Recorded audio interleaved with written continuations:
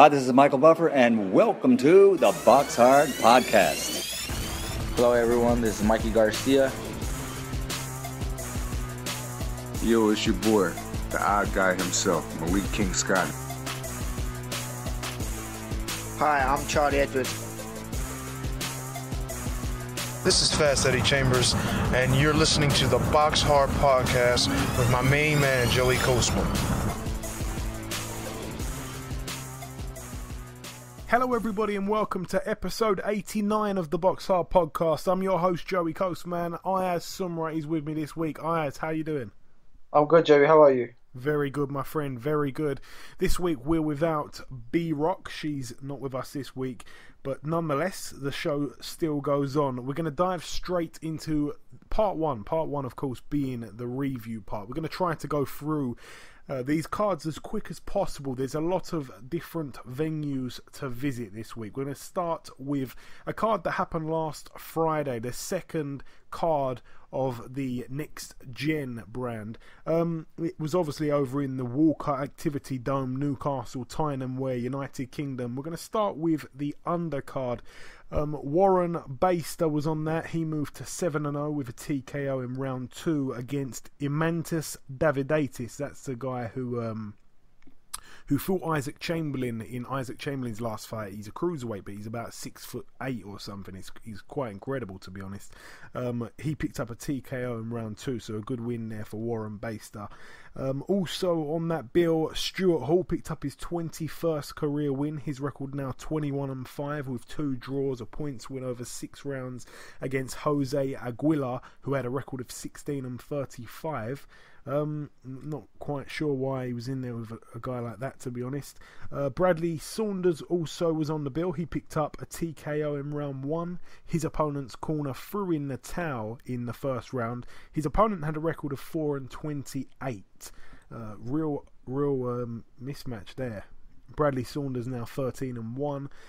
Jordan King was on the bill. He picked up a points win over 4 rounds against Adam Jones, that really tough and rugged journeyman that's never been stopped. So a good win there for Jordan King. Anthony Fowler moved to 2-0 with a TKO in round 4 against Nicholas Gayava. Gayava was down twice in round 3 and once in round 4. We will be speaking to Anthony Fowler very shortly. Also, top of the bill, Josh Kelly. He moved to 3-0. Yet again, he fights a guy with a winning record. Yet again, he looks absolutely fantastic. Probably the best he's looked. Some people kind of bashing around saying that, he's fighting these guys with winning records, but they're really terrible. The thing is, it may be the case. I haven't really looked at these guys' records. I know they've all been winning records, but it is definitely more refreshing to see it than see a guy in there with 95 odd losses. So, good win there for Josh Kelly. He looked really good. He was fighting with his hands down, really flashy style, very impressive, man. I really like to watch Josh Kelly. He really excites me. He's a real Olympian to watch out for in the future. So he now moves to 3-0 with a KO in round 1. He ended up stopping Tom Whitfield with, I think I counted 8 left hooks completely simultaneously. So one after the other. Boom, boom, boom, boom, boom, boom, boom. Good night. So really good win there, really good stoppage there for Josh Kelly. And I actually almost forgot, also on that bill, making her debut, Natasha Jonas. She picked up a TKO in round 1, so very short debut for her. She picked up a win against Monica Antonic, who had a losing record of 1-3, now 1-4. But nonetheless, a good start for Natasha Jonas, also linked up with Joe Gallagher for training. So interesting link up there. Moving over now to the Dominican Republic at the Hotel Jaragua. One fight to mention over here, Javier Fortuna took on Mario Bautre. Mario Bautre 16-2. It was a late replacement. I think he was supposed to take on somebody else. I can't really remember who it was now. But Mario Bautre got KO'd in round 2. So Javier Fortuna now 32-1 with 1 draw. There was also a person on that card called Donny Garcia. Not Danny Garcia, but Donny Garcia. I like it. Right, moving over now to the La Salamandra in Pont Saint. Oh, I'm not going to try. Over in France, basically, one fight to mention on this bill. Ivan Mendy, the guy that beat Luke Campbell, the only man to beat Luke Campbell, he defended his... In fact, it wasn't even a defence. I'm not sure what happened. He took the WBC silver title away from Luke Campbell, and he was fighting for the vacant title here, so I'm not quite sure what's gone on there. But he picked up the vacant WBC silver lightweight title against Javier Jose Clavero, who had a record of 21-2. So Ivan Mendy now 38-4 with one draw. Moving over now to the National Stadium in Dublin, Ireland. Another country, another place, another venue. Steve Collins Jr. lost for the first time in his career a points loss over 10 rounds to Paddy McDonagh, who has a record of 10-2, now 11-2. It was for the vacant Irish light heavyweight title. So a big blemish there for Steve Collins Jr. It's come a little bit early in his career. Very unfortunate that. I really feel for him.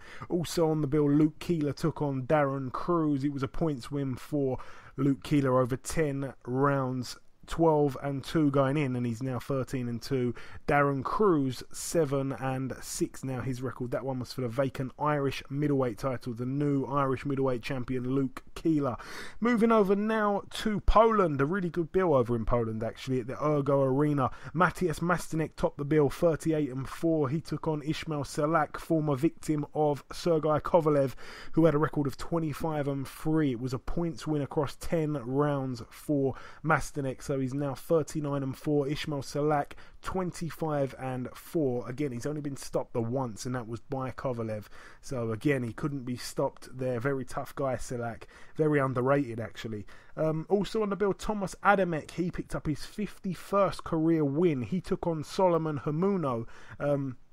Hamuno took on Joseph Parker a few months back now. His record 24-3 with 2 draws going in, now 24-4 with 2 draws. Adamek picked up a points win across 10 rounds there at heavyweight.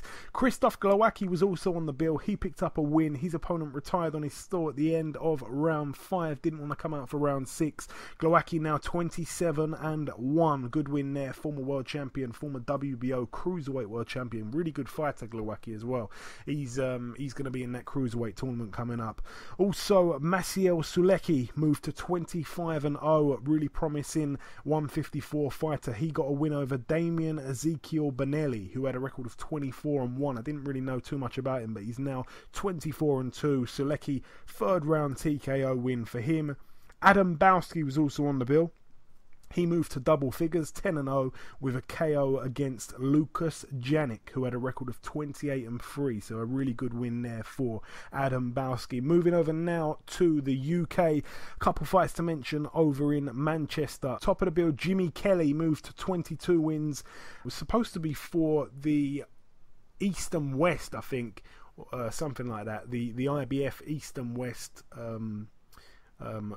European title, something like that, but the opponent pulled out. I'm not quite sure as to why, but he ended up taking on Kevin McCauley at short notice. That was terrible, to be honest, because it was supposed to be quite a good fight. It was by far the most attractive looking fight on paper going in, but it ended up not happening. He ended up taking on Kevin McCauley, who had a record of 13 wins and 145 losses, 11 draws. Nonetheless, Jimmy Kelly scraped out a points win across 6 rounds. Under impressive there for me. Also on the bill, Con Sheehan moved to 6-0 with a points win across 6 rounds against Thomas Mazurek. Thomas Mazurek, he's a guy that I think has fought Eddie Chambers, he's fought Hughie Fury, I think he fought Tyson Fury. The whole Fury camp have all had a go with him. And I'm not sure if he's managed to have been stopped by any of them, actually. I think maybe Eddie Chambers might have stopped him. I don't think Tyson did. I'm not too sure if Hughie did. But nonetheless, Con Sheehan gets in some rounds there. Sheehan was also cut on the left eyebrow in round 2, so that's not good. It was an accidental head clash just to throw in there. Also making his debut on that card, former UFC fighter, if I'm not mistaken, Tom Aspinall. He's also a product of the Fury gym. He picked up a KO in round 1. His opponent was down 3 times in that first round, so really quick start there for Tom Aspinall. All the very best to the whole Fury camp, and of course Jimmy Kelly as well. Moving over now to the Holt Suite in Villa Park, Birmingham. A couple fights to mention on this bill. Kelsey Ball moved to 6-0 with a points win across 4 rounds against Kieran Gray. Decent win there for Kelsey Ball. On top of the bill over there, Craig Cunningham, the man that beat Anthony Ogogo, and possibly could have even retired Anthony Ogogo. We're not quite sure of his future. Craig Cunningham moved to 19 wins. He's got one loss as well. It was a points win over William Warburton, the very crafty journeyman. So that was a points win across 6 rounds there for Craig Cunningham. Moving over now to the US, one fight to mention at the Celebrity Theatre in Phoenix, Arizona. BJ Flores at heavyweight.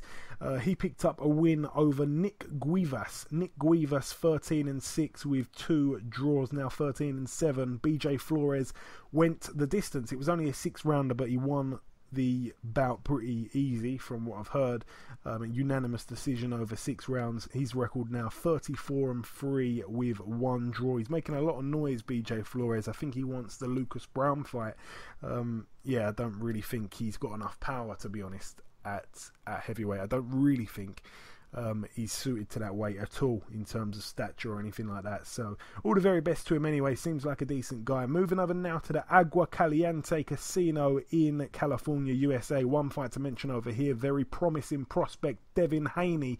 He moved to 16-0 with a TKO in round 5. It was scheduled for 8. Didn't need the 8.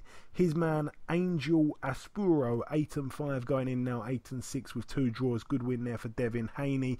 One fight to mention over in the Freedom Hall in Louisville, Kentucky, the great place where Muhammad Ali was born and raised, USA. Derek Rossi actually got upset on this bill.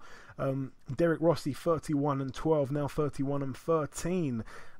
As many wins backwards as he's got losses there. Carlos Negron was in the other corner. He picked up the win. It was a TKO in round 4, but Rossi was down in round 2 as well as 4. Carlos Negron now moves to 20-1 and also picked up the WBC Continental Americas heavyweight title, which was vacant at the start of the fight. Moving over now to the 2300 arena in Philadelphia, Pennsylvania. Former world champion Kermit Cintron got in there against Tyrone Brunson.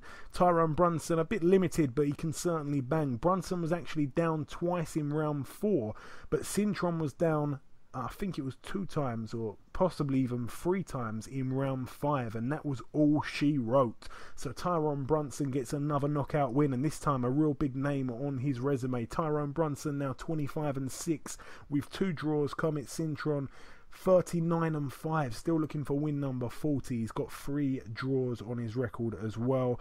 Moving over now to the Philippines, couple last fights to mention from last weekend that happened on the Sunday. Former flyweight IBF world champion John Real Casimiro, the guy that stopped Charlie Edwards when he stepped up very early in his career. Casimiro 23-3. He's moved up to super flyweight now. He actually relinquished his belt. He got a points win over 6 rounds against Jeka Buhawi, a man that I really don't know anything about, but his record was 16-13, now 16-14 with 1 draw. John Real Casimiro, a really good fighter, by the way. It seems like a lot of points wins last weekend, not many knockouts. Hopefully a little bit different this coming weekend. And also the final bill to mention from last weekend at the Ford Community Center in Dearborn, Michigan, USA. Top of the bill, former world champion K9 Cornelius Bundridge. He picked up win number 36. He's also got 6 losses on the resume. It was a points win again, a 6-round unanimous decision against Juan Carlos Rojas, who had a losing record 8-20. And we've really tried to fly through that as quick as possible. That is the reviewing done. It's now time to welcome a man that was part of last weekend's action. It's guest number 1. Ladies and gentlemen, please welcome the former amateur Commonwealth Games gold medalist and unbeaten professional, Mr. Anthony Fowler. Anthony, welcome to the show. Hello, mate. Nice to be here. You okay? Yes, my friend. Very good. Yourself? Spot on, mate. Spot on. Very good. Nice to hear, my friend. Nice to hear. So, Anthony, you've had 2 fights now as a pro. You made your debut on Kell Brook's undercard last month. I just want to touch on the both fights just to start with. The first one, what did you make of it? Finally turning pro after a relatively long wait and then making your debut on a stadium show up in Sheffield. Yeah, it was an unbelievable start, mate. Like, I couldn't believe the reception I got. When I walked out to fight, I was not... Like, obviously, I'm big on, like, visualising me fights and me ring walk and stuff, and when I walked out, I couldn't believe the response. People were just screaming, going mad for me, so it probably gave me a big, massive lift, and I felt so pumped up, but looking back, I think I was a bit too pumped up, and it showed me my performance. Yeah, perhaps a tiny little bit over eager, if you don't mind me saying. Just a little bit, mate. I was written at him. Yeah, we see that a lot with guys turning over, especially Olympians. It's of course they want to excite straight away. But what I will say, Anthony, you acknowledged straight away the mistake that you did make with the punch, and I think that was very honest of you. Actually, most boxers would have tried to justify it or tried to, pretend it didn't even happen. So I think, it showed some good honesty from yourself there. So congratulations on that. Now your second fight, Anthony, was on the weekend just gone against Nicholas Gayava. You had him down 3 times in that fight and also banked 3 and a bit rounds there as well. What did you make of that one, my friend? Yeah, I thought it was a great fight for me. It was a big step up. The opponent went bad. He had a winning record. He knocked out 7 opponents out of his 9 wins. So for my second fight, mate, it was a tough test. Like most prospects box a lot of journeymen and stuff, and I wouldn't call him a journeyman, but he had a winning record. He had a high KO ratio and he come to the fight. So I was glad because he was tough, and like I said, he went down 3 times, and every time he was trying to get up. So that's what I want, mate. I don't want these kids to just fall over and go down and don't want to get up. So just want to get paid and go home. I don't like that. I want people who want to come to the fight and try and win, because the more they try and win, the more I can show what I'm about. Yeah, we all certainly want that. Now, let's take a little step back from the bright lights for a moment. Let's focus on the gym. You decided to link up with Dave Caldwell. Dave is a man that we've had on this show, if I'm not mistaken, more times than we've had any other trainer on. He's probably been on about 4 or 5 times, but every time he comes on, he's on for he's on for quite a while. He likes to chat, Dave. A very underrated trainer, in my opinion, and his recent results speak for themselves. How are you finding working with Dave, Anthony? Yeah, it's brilliant, mate. Like me and Dave, we've straight away got a good connection now where I understand what he wants from me, and he knows that I'm trying my best to do it. He's trying to change a lot about me, a lot of stuff, and he's adding a lot of new things to my game. Like my body shots, for example, like everyone was saying, like what a great body puncher I was in my last fight, but previously I've never been known for body punching. I've always like knocked my opponents out with headshots. So that's the first time that I've stopped someone with a body shot since I was like 16. So that just shows that what they've shown me is work in the ring, and I think over the 12-round format, my body shots are going to be key because I am standing with them in nice and swift. Yeah, no, it does look from the outside looking in. It does really look like you've gelled kind of straight away with Dave, which is very good to see. That's obviously very important. It's to have that relationship with a trainer fighter kind of thing. Also, obviously, your first fight was a 4-rounder. This one was a 6-rounder. How quickly do you see yourself moving on to that perhaps 10-rounders and 12-rounder stage? I think I'm going to move quite fast, to be honest. Like at the moment, I haven't really been tested at that. My first 2 opponents, the second one was durable, but he couldn't really match me in any department. He swung a few in, but overall, I was clearly outboxing every single round and got the knockout. But as soon as I get to opponents who can start matching me to get to that level without being big-headed, I want to move up quite fast, and I want to be in fights where I'm getting hit back and I've got to be switched on and move, because I'm big on entertaining the fans. I believe that I have a lot of support, and I'm so grateful for it, but I believe that I should be putting like shows every fight. I should put a show on for the fans, because it's an event at the end of the day. It's a night out for them. They want to enjoy themselves. You don't want to see me going out blasting a kid over in 1 round. They want to see a competitive fight with they may have to, and I want to show like I've got a big heart and I'm very tough. I don't want to show it as in like taking daft shots, but if I need to, I will dig as far as I need to dig to get the win, just for myself and my supporters. And obviously you've been sparring, everybody knows about your spars with Carl Froch. He's a guy that you look up to in some ways, I suppose. Who have you been sparring lately, Anthony? Was that Carl Froch spar? That was a while back, or was it recently? I didn't think it was recently. Yeah. I may be wrong. No, it was. No, I haven't sparred Froch for a long time. For this last fight, I still sparred the GB lads now and again. Amateurs like Pat McCormick, Ben Whittaker. I sparred Josh Boatti the other day, and for professionals, I've sparred Liam McKenzie. He was a great spar for me. He'd done a great 8 rounds. It was a tough spar, probably the toughest spar I've had as a professional. So I've had a good bit of variety of sparring. I just need to maybe travel a bit more and get the top level sparring. And like Billy Joe Saunders is in Sheffield now, and Kell Brooks fighting again soon. So there's two people I'd love to spar. I'd love to spar Billy Joe, and I'd love to spar Kell. And you gave a shout out there to Leon McKenzie, you say? Yeah, Leon. I was surprised how tough he was, mate. He was very, very tough, and he boxed at a good weight rate. So he pushed me hard. We had a great 8 rounds, me and Leon. I think people would have paid to watch it. It was a great spar for both of us. Yeah, he's a good friend of the show. I feel sorry for him at the minute because his fight's just been pushed back. But yeah. I don't see him that, mate. I was gutted for him. Yeah. Hopefully he's a hard worker, mate. Yeah.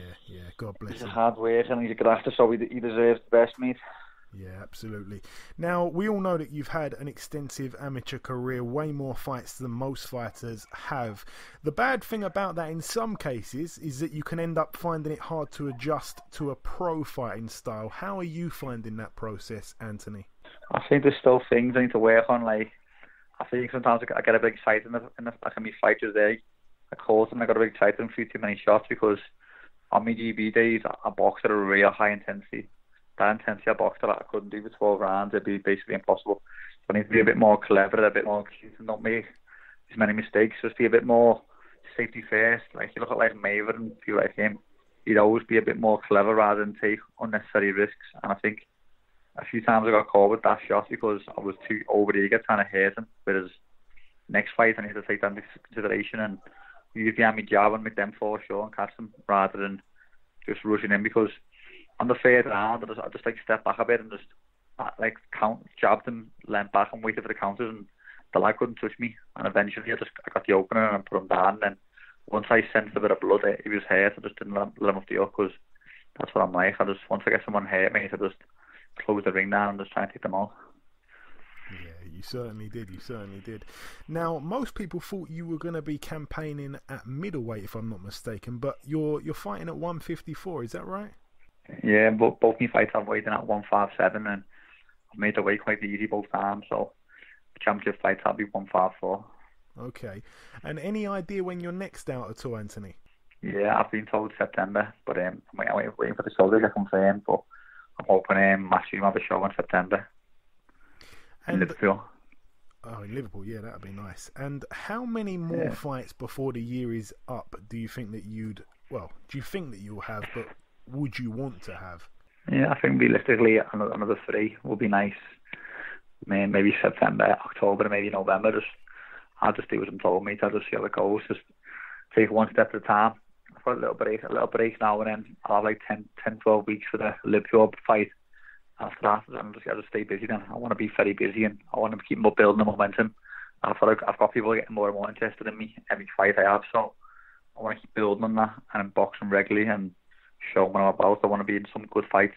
And if I can get you to set a bit of a goal here, Anthony, I'm sure that you've probably already got a personal goal, but if I ask you, in a realistic world, where do you see yourself in boxing in the next 18 months? So at the back end of 2018, where do you feel that you'll be in your career at that point? I'd love to be British champion, maybe move on towards European level. That'll be brilliant for me. Yeah, I think that's... it's possible as well, the way I'm moving. Yeah, I think that's very possible. Very possible. Right, 3 questions. 100%. 3 questions I want to throw at you now, Anthony, and I'm going to put you on the spot a little bit, okay? So try your best to not sit on the fence. You ready for this, yeah? I'm never on the fence, mate. I just say how it is. Right. The big middleweight clash, Canelo and Triple G. How do you see that one playing out? I see it being a close fight. I see Golovkin coming forward. I see Canelo trying to sit in the pocket and use tongue defences to catch him coming in. Maybe a little bit of movement around the ring, but I think it'd be a close fight where people can't sit the winner. But I think with the Canelo being a big pay-per-view draw over in America, and obviously the Mexicans all love him, I think Canelo's going to get on points. I think even if Triple G deserves it, Canelo's going to get it because he's the big ticket draw. We certainly don't need any more controversy with these big fights. Hopefully it doesn't go down that way and we see a clear winner. But yeah, absolutely great fight, one that we're all looking forward to. And now one at the 154 limit, a man that we had on the show a couple of weeks back, Austin Trout. He's Well, I suppose you could say he's better years behind him. He certainly wouldn't admit that, but he takes on Jarrett Hurd, a man that I, got to be honest, haven't really seen too much of him. You may have, you may not have. Have you got any kind of opinion on that fight? If not, then it's fine. I haven't seen the opponent, but I've seen Trout, and Trout's a quality fighter. I've seen Canelo beat him, but I think Trout beat. I remember Trout beat Cotto, I think, if I'm thinking correctly. Yeah, you're right. Yeah. I think Trout's a good, awkward fighter for most, and I think Trout will win that fight. Yeah, it's certainly a good fight. Certainly his chance to regain championship status. And finally, this one, I was kind of saving it till last because this one is a serious on-the-spot one, Anthony. This one, I'm going to be smiling while I'm asking this one. Aside from yourself, and I know that all of these guys have got humongous potential, but who do you see as being the standout, the man who could go all the way and stay there for a while out of the rest of the recent Olympians that have just turned over? Obviously, you've got Joe Cordina, Josh Buatsi, Josh Kelly, Lawrence Okoli, and the rest. Who do you see being the standout name, the most special? I'll probably say Josh Buatsi. At the moment, going from his Olympic performance, he's one of the best boxers of the whole tournament for me, and Josh really stood out in the Olympics.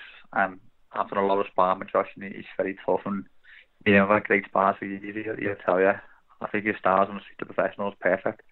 He's very explosive. He works the body great, and I think Josh is going to go very far. But like you said, we can all go far. Mate. Look at Josh Kelly. He's flying. He's got the speed and the skill. Okoli's over the bang. So we've all got our own little strengths and weaknesses. I mean, like Josh got things you need to improve on, and so forth. We all have, but I think Josh is going to do great. Yeah. Yeah, Josh Kelly's a man that certainly excites me a lot. Josh Buatsi, I'm looking forward to his debut. Josh Buatsi, funny enough, he actually grew up on the same estate as me. So me and him have known each other way before the boxing. I actually remember a time when we were kind of play fighting once, and he got me in a. Do you remember the Chris Benoit crippler crossface? Do you remember that? He got me in one of those. Yeah, he got me in one of those wrestling moves. I'm waiting for him to make enough money, then I'm going to try and take him down try and get a lawsuit going about that. All right, Anthony, just before we let you go, my friend. Sorry, go on. And I was going to say, I think Buati's going to go very far, but we all can, mate. We're all a great gang of fighters, and we're all fair determined. I agree, my friend, I agree. And just before we let you go, Anthony, I just really wanted to give you an opportunity, really, just to send any kind of message to anybody who could be listening, to send any kind of shout out to your training team, your sponsors, anything you want to say before we let you go. Yeah, I just want to, in general, just thank everyone who's supporting me. I've got a lot of support, like a lot of people that are interested in my career, and they give me a lot of positive feedback all the time. So just thanks to everyone who's been supporting me on social media and at the boxing shows, wishing me well. It really does mean a lot. Like, boxing's a very tough life. I've moved to Rotherham on my own now. I live in Rotherham 5 days a week, which it's very tough down here on my own. And it's like after training, I go home and I go into an empty little flat. It's hard, but just the support of all people who are behind me, it just gives me that little lift and makes me realise that I've got a purpose what I'm doing, and I'm on a goal, and I'm so focused. So just thanks to everyone who's been supporting me. That means the world. Well said, my friend. Okay, listen, Anthony, it's been a pleasure speaking with you. Thank you for giving us some time. We'll be following your journey to the top, absolutely, and hopefully we speak again very soon. Thanks a lot, my mate. Thanks a lot. Speak to you soon. Okay, now it's time for part 2 on this week's show. This part, of course, the preview part. But before we get into that, I'm going to go over to Ayaz with the latest boxing news. And also, if you're listening for your chance to win a Anthony Yarde signed boxing glove, we will reveal more details at the very end of the show. So listen out for that. But before we start the previewing, I'm going to go over to Ayaz, as I just said, with the latest boxing news from this week. Gerald Washington is facing Big Baby Miller. Yes, a really, really good fight. I can't remember the date. It's just slipped my head at the moment. But a really, really, really good fight. Obviously, we've wanted Big Baby Miller to be in there with somebody that has a name, with somebody that we know a little bit about. This is that fight. Gerald Washington coming off that loss to Deontay Wilder, a fight that he was pretty much winning every round until he walked onto one. And I think it was stopped a little bit prematurely, to be honest. But both guys have been on the show. Gerald Washington's a really, really, really cool guy, man. So I wish him all the very best, and also to Big Baby Miller, but a really Intriguing contest, that one, at heavyweight, of course. Adrian Broner versus Mikey Garcia will be shown live on Sky Sports. Yes, a fantastic fight for next month. A really, really, really great fight. It's 1 month today till that one kicks off. We had Mikey Garcia on last week's show. I just cannot wait for it. I'm really happy that a UK broadcaster has picked it up. I don't think that it could have escaped both Box Nation and Sky, to be honest. But yeah, I'm pleased that Sky have got it. It's a fantastic card. It really is. Billy Joe Saunders has left trainer Adam Booth and now has linked up with Dominic Ingle. Yeah, an interesting one. It's going to be, it's going to be pretty interesting to see how it all really pans out. I mean, we've had Billy Joe Saunders working with the Tibbs, Jimmy Tibbs and Mark Tibbs. We've also seen him partnered up with the MGM crew. He had a few unknown faces in his corner for his last fight, actually. And then he went with Adam Booth, and we haven't actually seen him fight under Adam Booth, which is a bit of a shame, really. It kind of seems like he was just there while he was ticking over, so I don't really think he gave that enough time. But his reasons, if I'm not mistaken, are because it's all a little bit too close to home. Being in London, training in London, he wants to go with a trainer outside of London, so he's decided to go up to Sheffield and link up with Dominic Ingle at the Winkerbank gym. So it could be a really good choice, but it could go horribly wrong. But no, we wish him all the very best. Again, he's a man that we're very big fans of on this show. We'd just like to see him a little bit more active. But no, all the very best to BJS. Manny Pacquiao versus Jeff Horn will be shown live on Box Nation this Saturday. Yes, late Saturday, early Sunday hours, of course, Box Nation. I'm happy about this, actually. It wasn't going to be on UK TV, I don't think, until the very last minute they struck a deal with Box Nation, so I'm happy about that. A lot of people bashing Manny Pacquiao for taking this opponent. I'm not really in favour of that. It's a mandatory, like I saw another podcast. I won't mention any names because there's a lot of other podcasts out there that do things their own way, so I'm just going to leave it at that. But I saw another podcast saying that, they were asking questions, should the WBO belt be taken away from Manny Pacquiao if he's not serious about boxing? I don't know how you can say that, because Manny Pacquiao is defending his title against his mandatory. If you look at the other guys in his weight category that have defended their title, Keith Thurman, okay, before the last unification with Danny Garcia, and I give both men credit to that, who had he fought? Okay, he fought Sean Porter, but before that it was a list of who's who, apart from Robert Guerrero, I suppose, who's pretty much way past it now. That's Keith Thurman. Danny Garcia, he hadn't really fought anybody at 147, anybody of true note before taking on Keith Thurman.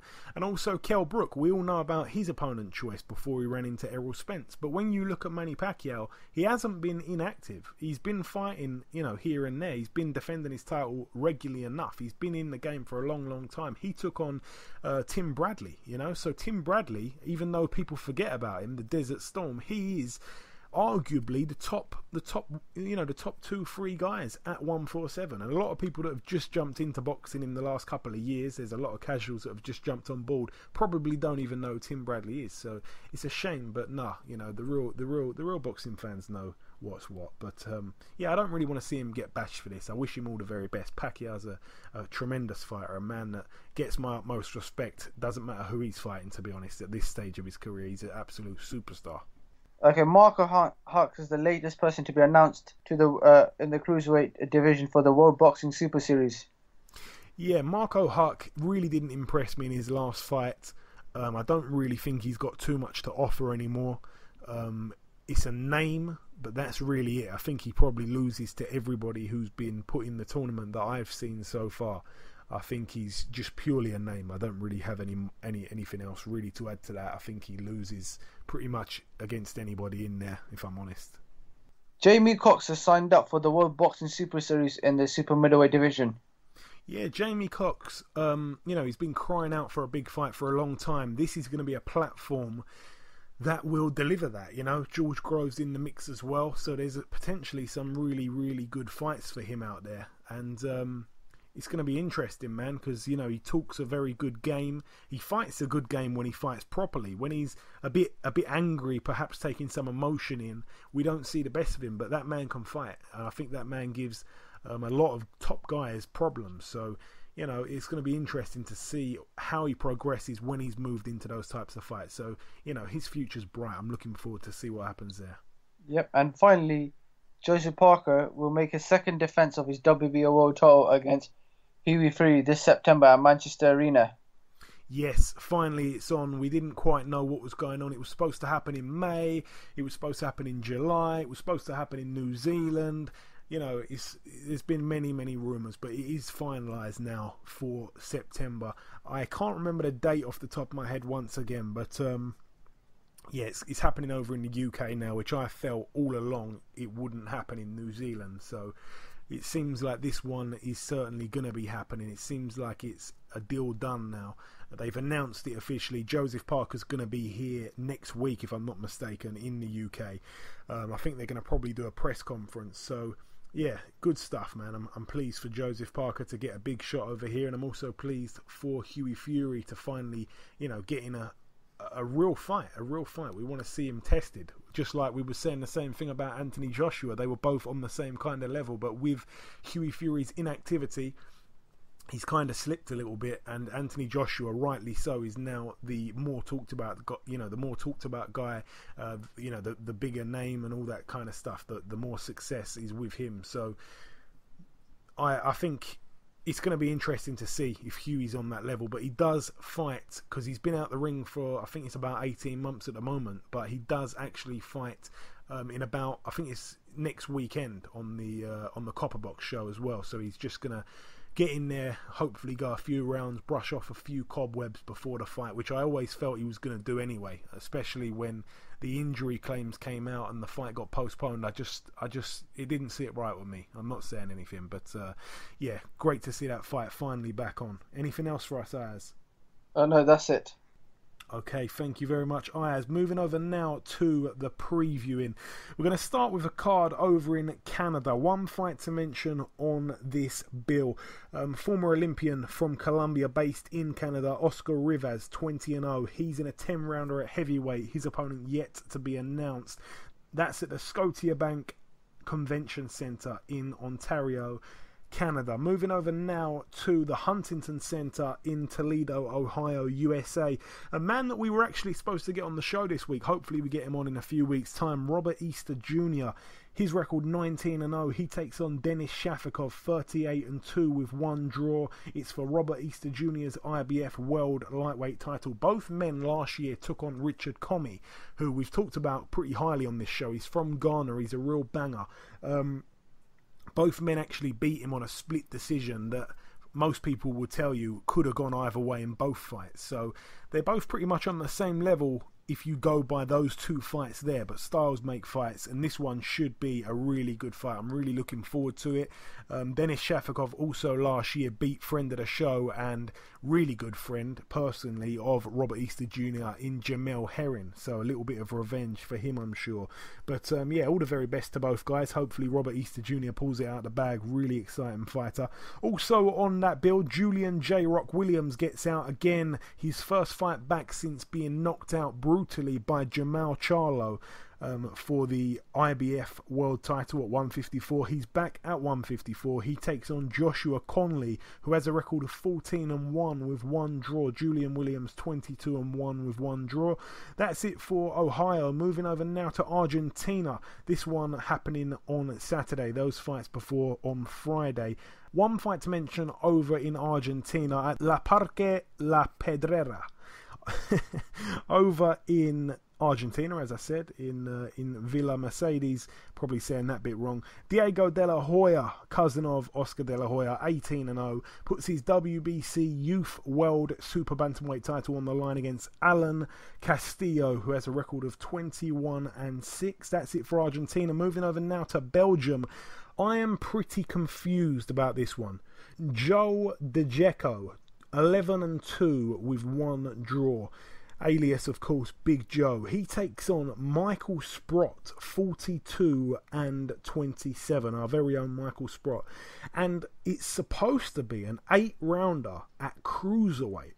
Now, Michael Sprott has never fought at cruiserweight. Even when he made his debut, which was the time he weighed in his career lowest, it was about 207, 208 pounds.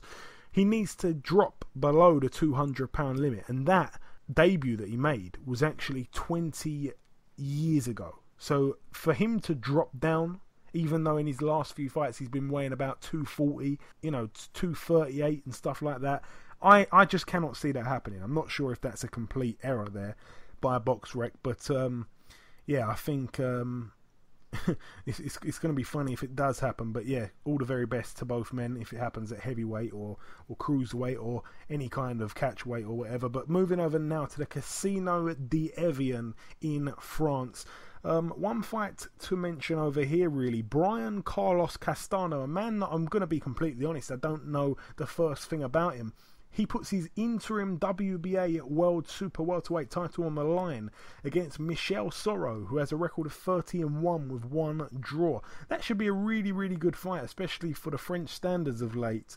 Yeah, I don't know too much about Castano. I know that Soro's a pretty decent fighter, so hopefully that's a good fight over there in France. That's it for France. Moving over now to Germany. One fight to mention over here for the vacant EBU European Light Heavyweight title.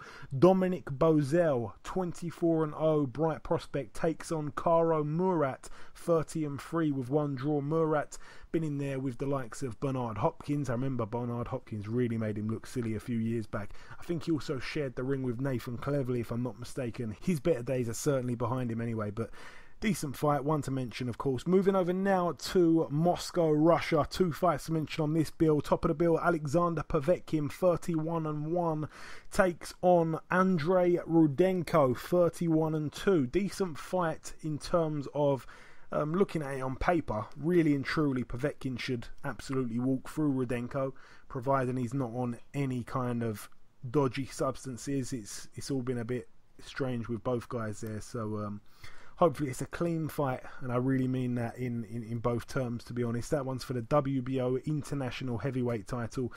All the very best to both men. Also on that bill, Edward Troyanovsky, 25-1, coming off his loss where he was stopped in the first round against Julius Indongo. He takes on Michele De Rocco, former opponent of Ricky Burns. He's absolutely awful, and he's got one of the most padded records I've ever seen, 41-2 with 1 draw. Troyanovsky should probably stop him, I'd imagine. That's it for Russia. Moving over now to the O2 Arena this Saturday, the Matchroom card over there. Greenwich, London, United Kingdom, of course. Couple fights to mention on this bill. I'm going to start with Jamie Cox. He's on this bill, 22-0. Obviously, we talked about him in the news part of the show. He's out again. His opponent yet to be announced. Apparently, Mike Perez is also on this bill. His record 22-2 with 1 draw. His opponent yet to be announced. The debut of the Olympic bronze medal winner 2016 in Rio, Joshua Buatsi. I shared a little towel actually between myself and him earlier on in the show when we spoke to Mr. Anthony Fowler. He makes his pro debut. His opponent yet to be announced. I'm very excited for his future in the sport, absolutely. Also on the bill, Craig Richards. His opponent yet to be announced as well. Conor Benn takes on Danny Little. Danny Little with a record of 4-31. Conor Benn 6-0. Isaac Chamberlain takes on Ryan Crawford, who has a record of 2-2 with 1 draw. Isaac Chamberlain 7-0. He's in a 6-rounder at cruiserweight. Also, a potential foe of Isaac Chamberlain, also at cruiserweight. 3-0 now with 3 knockouts. Lawrence Okoli, he takes on former foe of Isaac Chamberlain, Mr. Russ Henshaw, 7-5. He's gone into journeyman mode a little bit lately. Lawrence Okoli, this fight was supposed to happen about 5 times. It's finally happening, and I think he's going to win that fight probably by stoppage pretty early.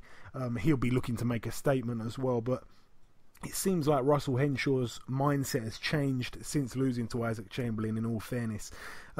Yeah, those guys, I remember last time we spoke to Isaac Chamberlain on the show, he kind of said a couple words about Lawrence Okoli. It wasn't really spiteful or anything, to be honest, but Lawrence Okoli went straight on Twitter and started giving him some.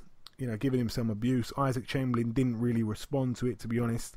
But I haven't really spoke to Isaac since, actually, which is pretty odd. But yeah, that's that. Also on the bill, Jake Ball, 8-1, takes on Pablo Sosa, a man that has a better fighting style than his record may suggest. He's a better fighter than his record may suggest. His record 8-7 with 3 draws. We'll be speaking to Jake Ball very shortly. Also on the bill, Reece Bellotti, 9-0, looks to move to double figures. This one's for the vacant WBC International Silver Featherweight title against Jamie Spate, 15-11. Also on the bill, Matthew Ryan puts his English Super Welterweight title on the line against Ted Cheeseman. Matthew Ryan, 14-1, Ted Cheeseman, 8-0. And top of the bill, friend of the show, a real good guy. I really got a lot of time for him. Mr. Frank Buglioni, the British light heavyweight champion, 19-2 with 1 draw, puts his belt on the line against Ricky Summers, 13-0. Ricky Summers coming into that fight very confident, but Frank Buglioni, for me, I think probably gets the job done there. We know that Frank Buglioni can certainly go to deep waters and swim. Ricky Summers hasn't been tested in that area yet against somebody like Frank Buglioni. All the very best to him. Moving over now to the Doncaster Dome, Doncaster, Yorkshire. One fight to mention on this bill for me. Gavin McDonald is coming off of that loss for the world title against Ray Vargas. Gavin McDonald, 16-1 with 2 draws. His opponent yet to be announced. Moving over now to the final bill of the previewing. There was a lot of places to mention. We've been pretty much all over the world in terms of the reviewing and the previewing segment. We're now down to the last card. We're going to start with the undercard. It's at the Suncorp Stadium in Brisbane, Queensland, Australia. On the undercard, the Irish sensation Michael Conlan in his 3rd professional fight. He takes on a man called Jarrett Owen, who has a record of 5 wins, 4 losses and 3 draws. It's a 6-rounder at featherweight, that one. Michael Conlan getting out there in Australia, which is pretty odd, to be honest, but all the very best to him. I think it's a joint promotion with Top Rank, this one. Also on the bill, the son of Shane Mosley, simply Shane Mosley Jr., 10-1. He takes on David Toussaint, who has a record of 10-0. That's a really good fight, by the way. It's an 8-rounder at middleweight there. Also a Russian, but he's based in Las Vegas, if I'm not mistaken, Umar Salamov, really highly ranked now. He fights for the vacant IBF Australasian, that's Australasian, Australia and Asian light heavyweight title. Ayaz, you could probably have a crack at that one, to be honest. It's also on the line with the WBO International light heavyweight title. He takes on Damian Hooper, who has a record of 12-1. Umar Salamov, I'm going to seriously sit down and give him a bit of attention this weekend. I haven't really seen much of him, but he seems to be a pretty decent fighter from what I've been told. Also on the bill, we should mention it, Jerwin Ancajas puts his IBF World Super Flyweight title on the line. His record 26-1. He takes on Teru Kinoshita, who has a record of 25-1 with 1 draw. I don't really know too much about either guy there. And finally, the final fight to mention, top of the bill. We talked about it briefly earlier. It's on Box Nation this weekend. Manny Pacman Pacquiao, 59 wins, 6 losses and 2 draws, puts his WBO World Welterweight title on the line against Jeff Horn. Jeff Horn 16-0 with 1 draw. Manny Pacquiao gets his chance to pick up win number 60 here. I'm going to go over to you, Ayaz. Firstly, Manny Pacquiao has been bashed, as I've said, for taking this opponent choice. It's a simple thing, really. You know, you've got to fight your mandatory or you get stripped, even if your name is Manny Pacquiao. I can't really fault him for taking this fight. I can't really blame him for taking this fight. It's a fight he needed to have, otherwise he'd be stripped. Do you see all the, all the people giving him some stick for it? Do you see where they're coming from or not? Yes, I see where they're coming from. Obviously, no one really knows who Jeff Horn is, and to be honest, many thought the fight with Amir Khan was going to happen. However, that broke down with talks, and now he's fighting Jeff Horn. In my opinion, do we really want to see Jeff Horn fight? It's not really a big fight, and to be honest, I'm not even that. I'm usually interested in Manny Pacquiao fights, but I'm not really interested in this fight, to be honest, because we know what's going to happen. Manny Pacquiao's going to beat him. He's doing a world tour, farewell world tour for his fight. I'll tell you a fight. He'll beat Jeff Horn, and then he'll probably go and fight someone like, I reckon he'll fight, in my opinion, I reckon he should fight someone like a Crawford or Lomachenko. But they said he could fight Lomachenko. But I reckon the fight he's going to fight in the future is Crawford. And to be honest, the Horn fight is really not interested in that. Not many people are really not interested because they know Pacquiao's a favourite and he's going to beat him. Yeah, I mean, I understand what you're saying. He's not really a name, Jeff Horn. It is pretty unusual that Manny Pacquiao is travelling, especially to somewhere like Australia. He's fought pretty much. He's fought all around the world, really. Manny Pacquiao, China, obviously the Philippines, the US mainly. Over here in Australia this time, I think, and I'm going to say it now, Box Nation are making a hell of a lot of noise about Manny Pacquiao possibly fighting Bradley Skeet.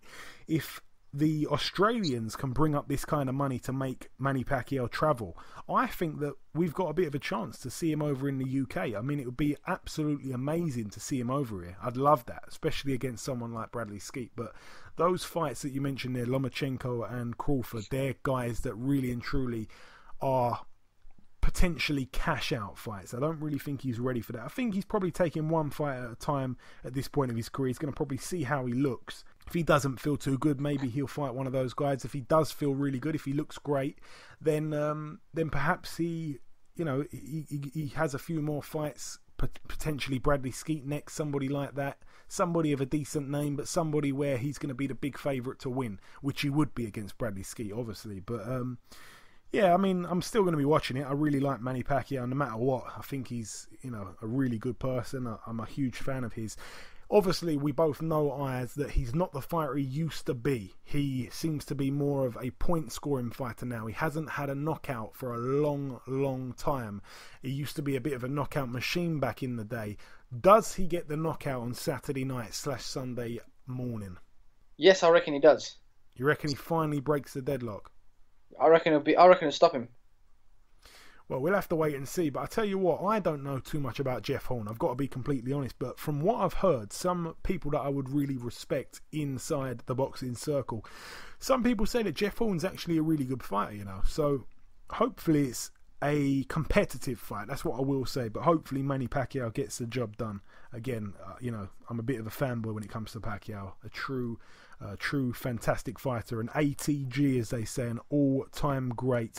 But that's really it for the previewing. We've done the review and we've done the news. We did guest number 1. It's now time to welcome guest number 2. Ladies and gentlemen, please welcome the light heavyweight prospect fighting this Saturday, Mr. Jake Bull. Jake, welcome to the show. It's been a while, my friend. Yes, it has, Joe. It's been a while, mate. It's been a while. Yeah, it certainly has. So, Jake, we last spoke to you in April of last year. It was the week after the Colin Farrakher fight. It was the first and last time that you've gone the distance as a pro. It's kind of crazy to think that since we last spoke, you've only boxed 5 rounds, but you've had 4 fights. So, I just want to go back a little bit. We're going to catch up a little bit here. So the first 2 fights since we last spoke, you won by knockout as per usual. It's what you usually do. And then, of course, there was the hiccup. You fought JJ McDonagh on November 26 at Wembley Arena. I was ringside that night. And the thing I remember most is the whole venue being shocked into silence. The whole place was completely silent. You could literally hear a pin drop when you got stopped in that fight. What do you remember from that night to forget in many ways in November last year, Jake? Just a lot of bad memories that night. I think that was it was one of the nights that we've marked down as a massive learning curve in my career. We've took it down as a bit of a blessing in disguise. You know what I mean? Obviously happening so early on in my career. We've learnt massively from that night, and picked up on a lot of small faults and a lot of silly little things, obviously, that we was doing. Not only in that fight, but obviously getting away with it in the previous fights, obviously because of the level of opponents. We've been working very hard in the gym, correcting a lot of faults. To come back this March with a great win back, and I'm looking forward to continuing it now this Saturday. Yeah, absolutely. Well said. And to be fair, Jake, the last thing I want to add to that night, you certainly know how to finish an opponent once you've got them hurt. We all know that. But sometimes, and I'm going to be honest here, you've been a little bit guilty of rushing in, not really thinking about what's coming back and just thinking about ending the fight early. That is pretty much what happened. Most people forget that you had McDonagh hurt and was unloading a combination when you got countered and never really recovered. It was simply just a shift in momentum. No, 100%. Yeah, it's one of them things. That's where and I say again, like it isn't just that fight. I've done it in my previous fights, but obviously I was lucky enough to get away with it. But obviously having that step of opponent and just basically giving them a free shot, because obviously I'm obviously trying to unload wild shots myself. Watched the fight back many a times. We've studied it. We've worked hard in the gym, and from Saturday I think you're going to see a very good, cool, calm, collected Jake Paul. Just looking for the win now, because you sort of like, rely on that straight away. I mean, like, now obviously I'm just back to my boxing, basically back to what I'm good at, being a boxer, not getting hit, moving. So I'm really looking forward to Saturday now, honestly. Just put a show on for the people, showing that I'm more than just a 1-2 round glass belt, and just being entertaining to watch. I really just wanted to ask you, Jake, as well, just before going on to what's sort of happened this year. Obviously, you kind of answered it a little bit. I just wanted to really know where that ending of last year, it kind of ended the year on a bit of a low. That can obviously do two things. It can make fighters hit rock bottom, and also, as you kind of alluded to there, it can, you can kind of class it as a blessing in disguise. You can learn from that. It sounds like you have done that, which is obviously the more positive of the two outcomes. No, definitely. The thing is, like, as you can see from that fight, like, I'm not a quitter. Like boxing is my life. I've done it since a young boy, and like, basically, like I've said, a lot of people come to me, like I said, it isn't how you lose it, it's how you come back. Me and Jimsky and the full team have put that fight to one side as an experience that you can't buy, and a learning curve. We've learned from that fight, so now that will never ever happen again throughout my career, because I've been on the side of winning and I've been on the side of losing, and winning's a hell of a lot better. So that's the plan. Just keep the wins coming. Hopefully so, yeah. Hopefully so, of course. So, as you spoke about just briefly as well, you returned back to the ring in March and stopped Oleg Fedotovs, who's a guy that has fought loads of good fighters. You stopped him in round 1, even though he went the distance with Rocky Fielding and Andy Lee, and a few other guys took longer to dispatch of him, including Chris Eubank Jr. So that was a really good win, by the way. So now on to the next one. You're fighting this Saturday at the O2 Arena. It's a shame that James DeGale or Dillian White on the bill, but it's still a good card. Firstly, you haven't fought at the O2 since your debut. Are you looking forward to returning back there, Jake? I'm absolutely buzzing. Like the O2, a great venue to box in. Obviously, back in London, my hometown. Looking forward just to getting back in the ring now and just doing obviously what I love to do. Yeah, of course. And you're fighting a man named Pablo Sosa. He's got a record of 8-7 with 3 draws. It's not a standout name. It's not really a standout record, but he's actually a lot better than his record suggests. And I'm just going to drop a bit of science now for the listeners. This is a potential banana skin fight, by the way. I'm just going to dissect his record just a moment, if you don't mind, Jake. He's only ever lost to unbeaten fighters. That's one thing. He got a split draw against Edward Gutnech. That's the guy that George Groves put in a coma, unfortunately, after their fight. That's it. And he also challenged Raymer for the world title. Yep. And also, he's the one man to, and this took a bit of digging, to be completely honest, he's the one man to have beaten Richard Barangyi. Now, Richard Barangyi is the WBO European champion, the guy that's going to be fighting Anthony Yarde a week after your fight. So yeah, he's 18-1 at the moment, Barangyi, and his one loss is to the guy you're fighting Saturday, and this guy actually knocked him out. So apart from all that, Jake, do you know much about your opponent at all? No, well, he's I think 5'9", 5'10", orthodox, quite pliant on his feet. He hasn't got a great deal of movement, but look for a big backhand. He's strong, short, compact, and just swings over that backhand quite regularly. So a lot of fast sort of movement, hands tight, and like I said, just stick to my boxing. I'm not going in there trying to blast out in the first round. I'm just going to box, and obviously if it comes, it comes. But we'll get a good point to win. Yeah, that's the right way to be going in, to be honest. That's the right mindset to carry into a fight like this. I want to ask you as well, Jake, is the McDonagh fight something that you want to avenge down the line, or has it not really bothered you? You're not really bothered about fighting again? If I can get that fight back for that title again, or some sort of big fight, then 100%, because obviously, of course, you want to rectify a fault in my career, but it's not a sort of fight where I'm going to go in for a 6 or 8 round and just say that I've beaten beat him because he beat me. With him or without him, I'm still going to go to bigger and better places. So if it happens, then 100% we get it done. But obviously, all depending on if I first at the way, what paths open up for me. If something else comes along, better titles. You never know. Boxing's a funny game; it changes every day. So we'll see. But the main thing is getting your life first out of the way first. Yeah, it certainly is a funny game though. And the last couple of questions now, Jake. The main event on Saturday, Frank Buglioni versus Ricky Summers. Is that a fight that you're going to be looking at closely? I know that you're obviously taking kind of one fight at a time, and you certainly, you're taking it easy at the moment, and so you should. But is that a fight that you've got a keen eye for? Of course, yeah, definitely. Well, the thing is, I know myself, obviously, good to first of the way, but I'm not a million miles away from obviously, I'm competing or contending for British titles, so I'm definitely going to be keeping my eye out on that fight, obviously, and I think it definitely be, you never know, one of them guys in the next 6 to 12 months will be an opponent for me, so it definitely be a fight that I'll be watching on the night. Yeah, absolutely. And final question now, it's a huge fight coming up, At middleweight. I'm really asking everybody their opinion on it. It's coming up obviously September. Triple G versus Canelo. Have you got an opinion on that one, Jake? For me, I think it's a good fight. I think it's the right fight at the right time. I think like both the guys are sort of in their prime at the minute. They're both looking absolutely tremendous. For me, I think Triple G's last couple of fights, I think he's been shown before that. I think everyone thought he was like some sort of machine, some sort of robot. Even though he is fantastic, and you get away from him. I think Canel's got a bit too much movement for him, and also put with the power. To me, the Danny Jacobs fight was a very, very close fight. I think I could have gone either way. I generally think that Canelo's going to edge this one. Certainly a very close fight, certainly a really exciting fight. And just before we let you go, Jake, if you've got any kind of message to send anybody, you want to shout anybody out, you want to give a thank you to anybody, just take it away. Yeah, no, well, listen, everyone, just give me a follow on all my social media at @OneJakeBall and just become a baller. Join the journey and let's go to the top together. Well said, my friend. Okay, listen, Jake, it's been a pleasure catching up with you. We wish you the very best of luck for Saturday. Thanks for your time, and we'll speak again very soon. No worries, Joe, mate. Cheers, mate. Speak to you soon.